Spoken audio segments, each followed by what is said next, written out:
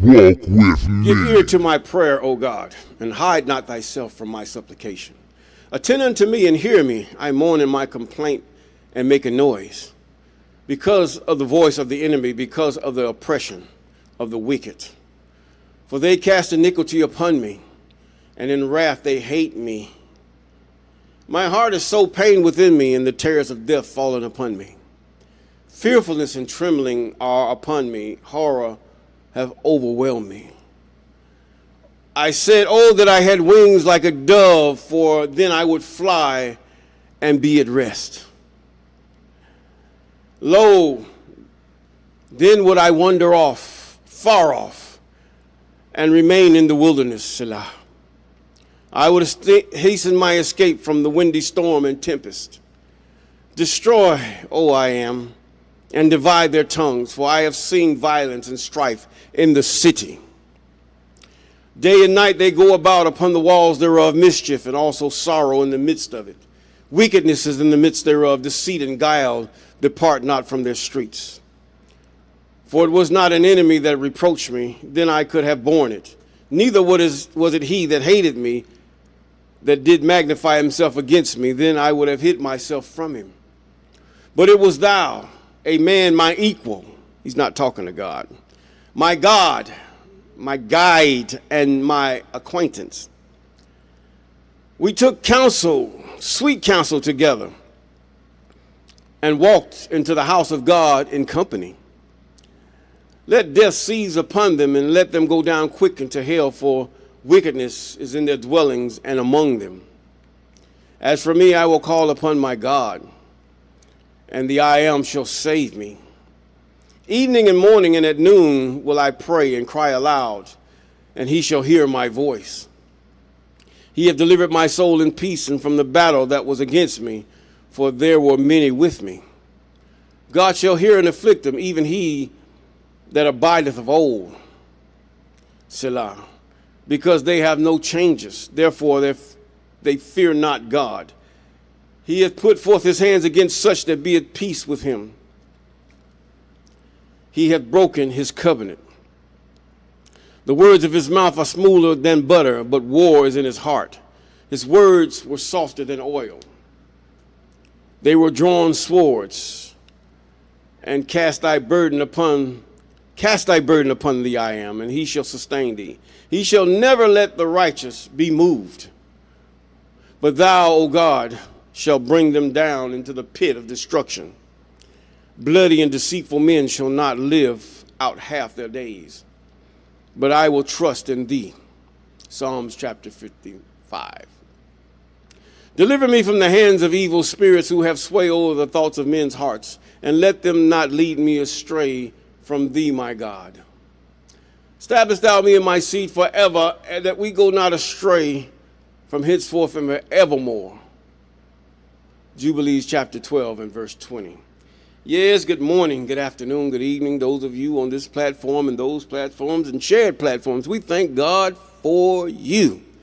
Yes, and we also, with a hand clap of praise, we thank God for those of you who have been with us since the beginning, and we thank the Most High for those of you that have been with us there, here, and there's about, and we thank God for those of you that have just subscribed. Yes, just subscribe. We give God the glory for you too. And also we thank God for those of you that are about to subscribe, calling those things that are not as though they are. Hallelujah. Yes, we thank God for you. Yes, yes, yes. 400 years. 400 years. 400 years was Jacob led into Egypt.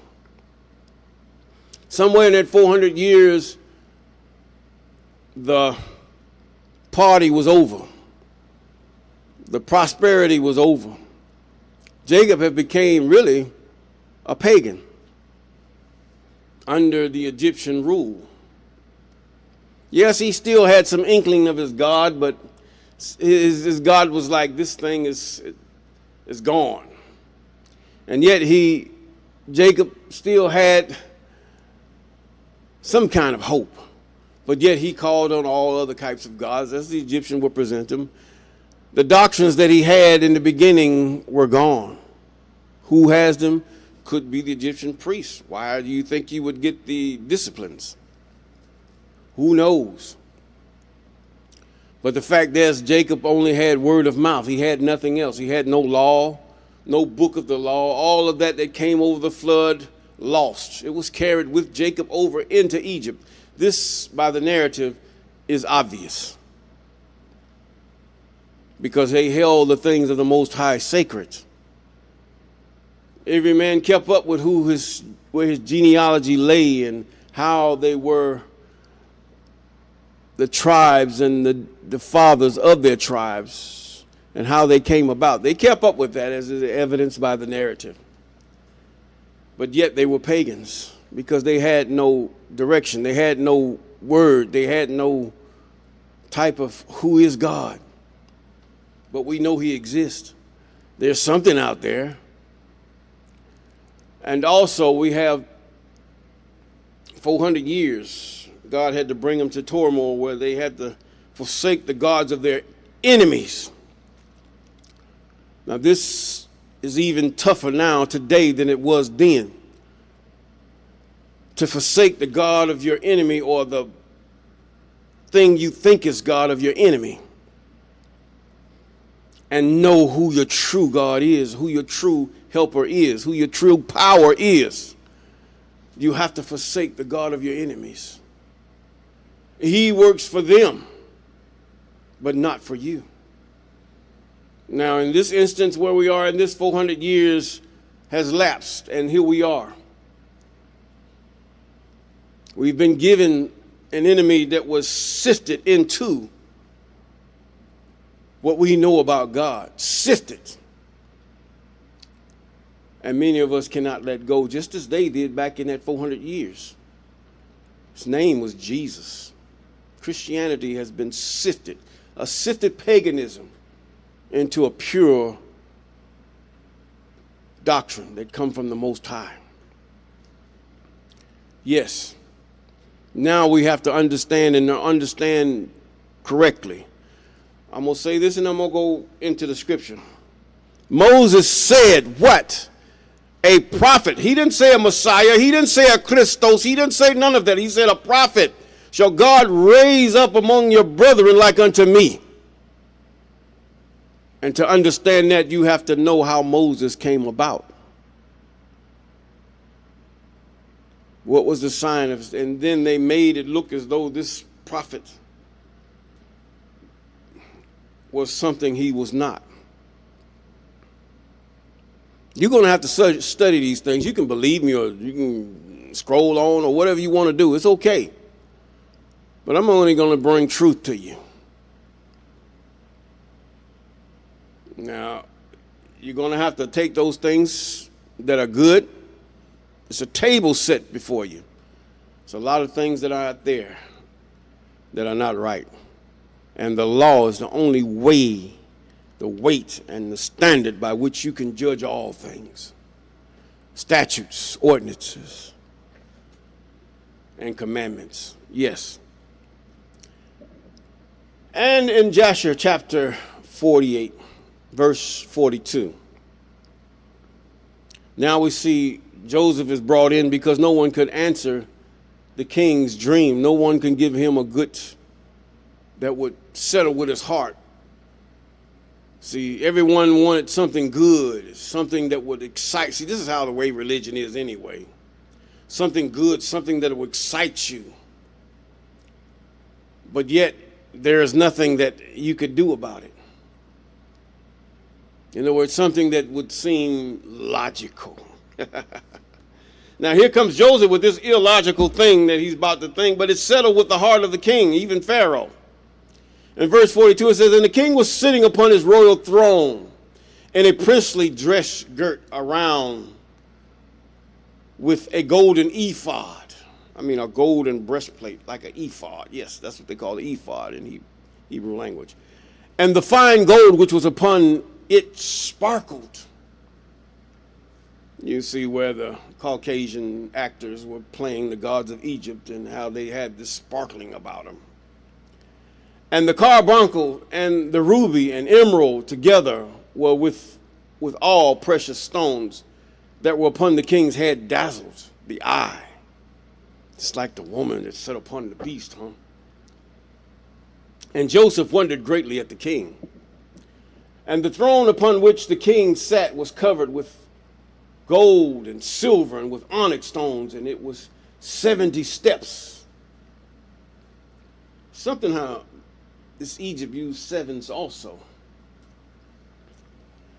And it was in their custom throughout the land of Egypt that every man who came to speak to the king, if he was a prince or one that was estimable in the sight of the king, he ascended into the king's throne as far as the 31st step. There was 70 steps. He only can go almost halfway. That's it. You can't get no closer to the king. There was no middle man to the king. And the king would descend to the 36th step and speak with him. The king would meet you. Now, if he was one of the common people, he ascended to the 3rd step, and the king would descend to the 4th and speak to him. This is how the people view the king of Egypt, or the Pharaoh of Egypt, as a god at that time. As one who was of a great authority. I mean, the only authority he had was over men. That was it. He didn't have no power of his own, really. Just a simple man. And one of the common people, he ascended to the 3rd step. The king would descend to the 4th and speak to him. And their custom was, moreover, that any man who understood to speak in all the 70 languages. 70 languages? Woo. He ascended to the 70 steps and went up. So in order, you have to speak 70 languages as each step went up. Now, you can say this is part of the priesthood, of the Egyptian priesthood. Okay, we can say that. And spoke till he reached the king. And any man who could not complete the 70, he ascended as many steps as the languages which he knew to speak in. And it was customary in those days that in Egypt that no one should reign over him. I see why they got rid of this book. But who understood to speak in the 70 languages? Now, he had to learn these 70 languages from a child in order to become king of Egypt. A vast country which God had raised up for a certain reason, even as declared by the Most High. He said, for this reason, I've raised up Pharaoh. God raised up nations and kingdoms, and he cast them down. Now look what Egypt is. Nothing. And when Joseph came before the king, he bowed down to the ground before the king, and he descended to the 3rd step. And the king sat upon the 4th step and spoke with Joseph. Look what happened here. God is good. Yes. Look, he said, now the king, Joseph came and bowed down to the ground before the king. And he ascended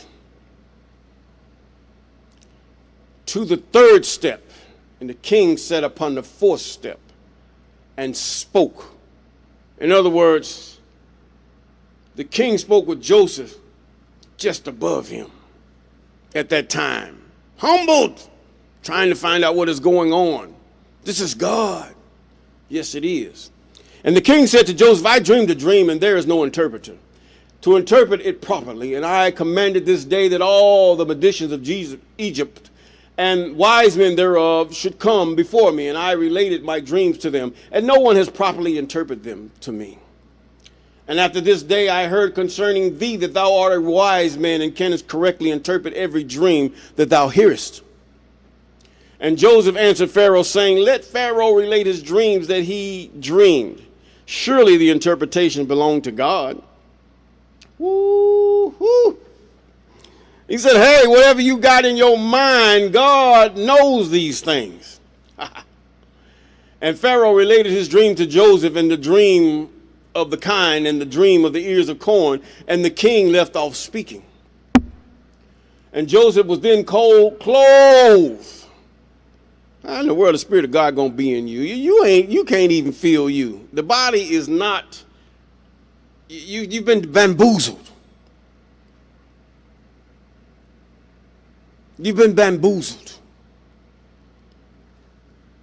The body Your mind, the spirit of the mind, is so small. The rest of you is nothing but flesh, all kind of organs and proteins and all kind of salines and mucus and all kind of stuff. It's not spirit. You have a spirit that controls this body, that sends its signals to tell it what to do. That's the mind. But you cannot be possessed with the spirit in your whole body. It's a figure of speech. The Spirit of God never enters into a man. If it enters your mind, and there's just a small electrical spark. Even a neurologist can enter your body and control your body. If he takes the top of your cranial off and begins to poke at different things and cause even parts of your flesh to function just with that poking. And so is this electrical. You can do the same thing. It's a mystery, isn't it? Yes. Now, verse 53. And Joseph found favor in the sight of the king, and the king inclined his ears and his heart, and he heard all the words of Joseph. And Joseph said unto the king, do not imagine that they are two dreams, for it is only one dream. For that which God had chosen to do throughout the land, he has shown to the king in his dream. In other words, King, God honored you by even showing you this dream. He couldn't have showed you, he didn't have to show you anything. He didn't have to show you anything. But he said, God had chosen to do throughout the land, he has shown to the king in his dream. And this is the proper interpretation of thy dream. And the 7 good kine and ears of corn are 7 years. And the 7 bad kine and ears of corn are also 7 years. It is one dream. Now you can come and take this and somebody have a dream. Oh, you had 3 lilies. 3 lilies was mean 300 years. No, it depends on God. How God does things. You can copy. You have copycats off this stuff, off these dreams. Yes, you do. Those who call themselves prophets and prophetesses. You tell them your dream, and they're going to concoct something just like the magicians and the soothsayers of Pharaoh.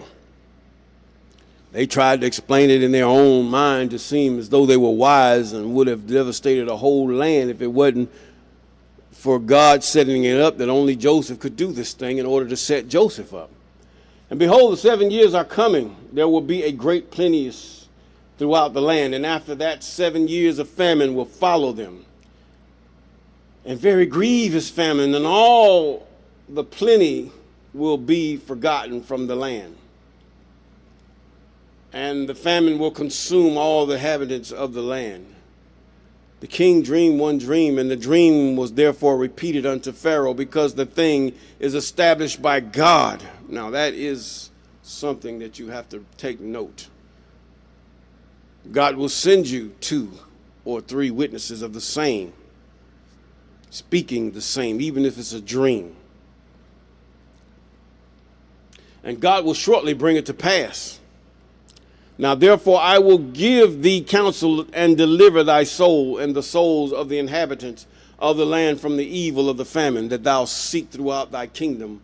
For a man very discreet and wise, who knoweth all the affairs of government, and appoint him to be superintendent over the land of Egypt. And let the men whom thou placest over Egypt appoint officers under him, that they gather in all the food of the good years that are coming, and let them lay up corn and deposit it in thy appointed stores.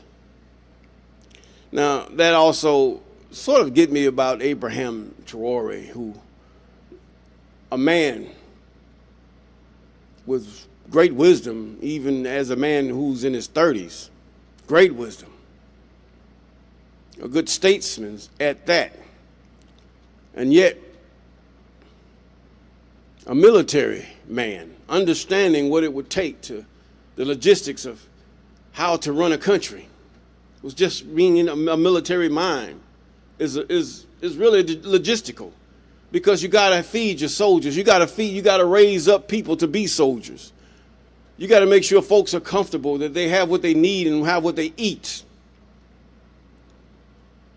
And so instead of buying all kind of weapon and sending to Russia and having all kinds of weapons delivered there and great nuclear bombs, he said, hold up. I got to raise babies. I got to raise men. I got to raise women that will still have babies to raise more men in this country. I mean, I could think about it. And without food, what can I do? So what happens? Abraham Tawardi, Burkina Faso. All praise to God for all of them. He sits up there and says, tractors. Hallelujah.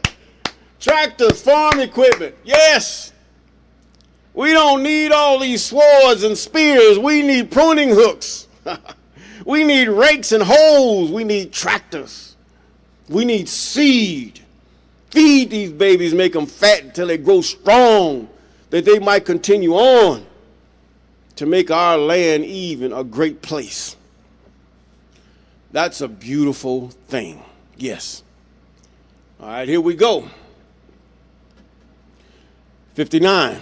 And let them keep that food for the 7 years of famine, that it may be found for thee and thy people and thy whole land, and that thou and thy land be not cut off by the famine. And Lord, all the inhabitants of the land be also ordered that they gather in every man to produce of his fields and all sorts of food during the 7 good years. Because if you have farms, you have stores. If you have stores, you have jobs.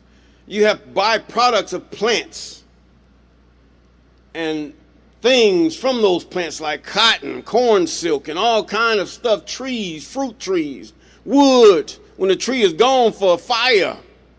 See, land is everything, and when you cultivate it, even as they did in the United States here during the time, the 400 years, it was the fact that land produced cotton.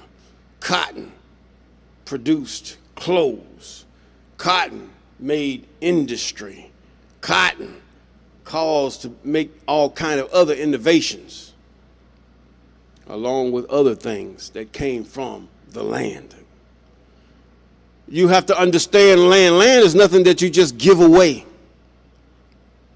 Land is nothing that you just give away and allow everybody else to have. It's very precious, more precious than gold. And if God have allotted you a certain amount of land, keep it. Some of you, you're foolish in that your parents have left you so much and you sold it. And the man that bought it for little or nothing, it produced much.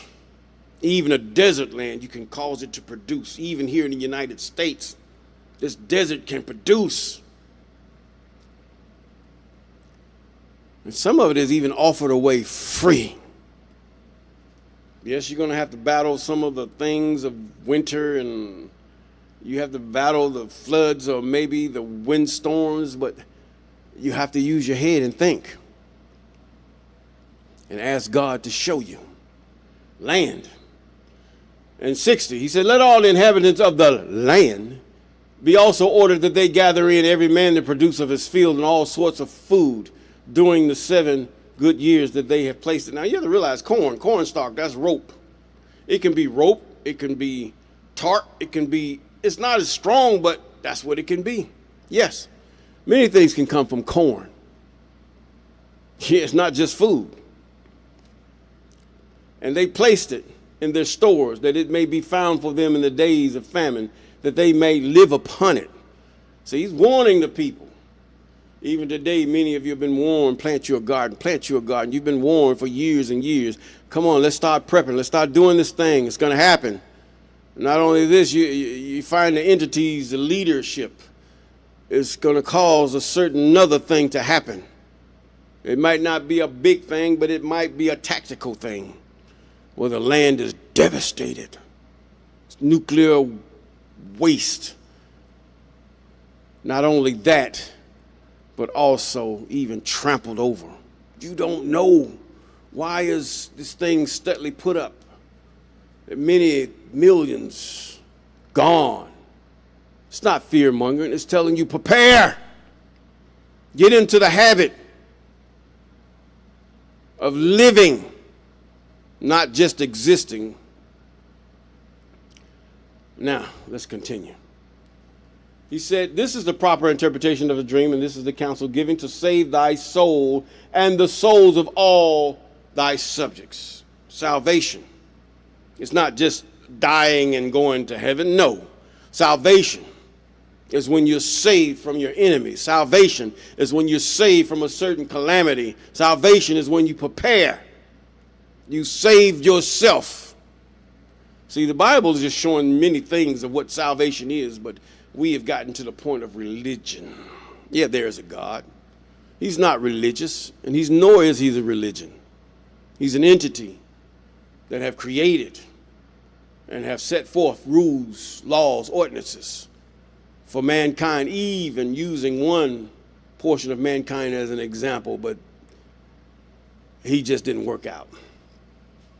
And the king answered and said unto Joseph, who saith and who knoweth that thy words are correct? And he said unto the king, this shall be a sign for thee respecting all my words. In other words, God always shows and proves himself, that they are true, and that my advice is good for you. Behold, thy wife sitteth this day upon the stool of delivery, and she will bear thee a son, and thou wilt rejoice with him. And when thy child shall have gone forth from his mother's womb, thy firstborn son that thou hast been born these 2 years back shall die. This is harsh. You say, oh, God is so evil. He's so evil. He's going to kill his firstborn son. That's for your unbelief, Pharaoh. God ain't no play toy. Who in the world you think God is? He'll delete you and everything around you to get to where he wants to go. He created all things. What did he say? See and know I am he, and besides me there is no Jesus, no other thing, no John the Baptist, no Pharaoh, nobody. There is nothing, no one beside me. But I am he that kill, I make alive. And I am he that wound. No one can escape by hand of power, is what God says. Who are you to judge God? A fool to judge God. For the fool has said in his heart, there is no God. Let's continue. And Joseph had gone out from the king's presence, and those signs which Joseph had spoken unto the king came to pass on that day. She delivered that day, is what it's saying. She delivered that day, and his first son died. And the queen bare a son on that day, and the king heard the glad tidings about his son, and he rejoiced. And when the reporter had gone forth from the king's presence, the king's servants found the firstborn son of the king fallen dead upon the ground. Yes, God is evil to the evil, because your ways are evil. Your unbelief is evil to the Most High. That's why God is evil. You're less than nothing before an entity that have created all things. You cannot even fathom who can know God by trying to figure him out. You study trying to figure him out, and all you're doing is find demonic fault. The devils accuse God before you to say that he's not, and he is not who he is. And then he goes back to God and says, this person is not worthy even to come before you. Make him or her an advocate of me, that they might deceive others. Yes. And let us continue. And there was great lamentation and noise in the king's house. And the king heard it, and he said, what is the noise and lamentation that I have heard in the house? And they told the king that his firstborn son had died. And then the king knew that all Joseph's words had been spoken were correct. You asked it, you didn't believe him. So, hey, you got to pay the price, cuz. And the king was consoled for his son by the child that was born to him. It still was God. And on that day, as Joseph had spoken. And with that, we're going to say, peace. Walk with me.